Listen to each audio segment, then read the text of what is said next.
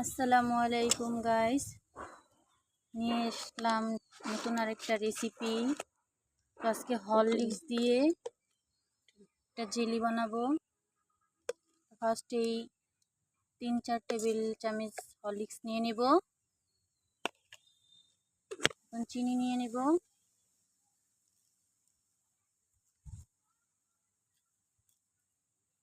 তিন 4 টেবিল চামচ চিনিও নিয়ে নেব সাথে। এখন পানি অ্যাড করব,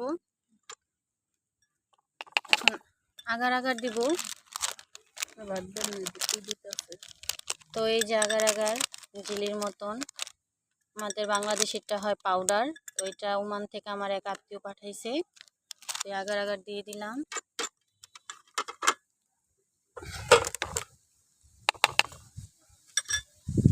এখন এটাকে একটু পানি দিয়ে ভালো মতো মিক্স করে নেব।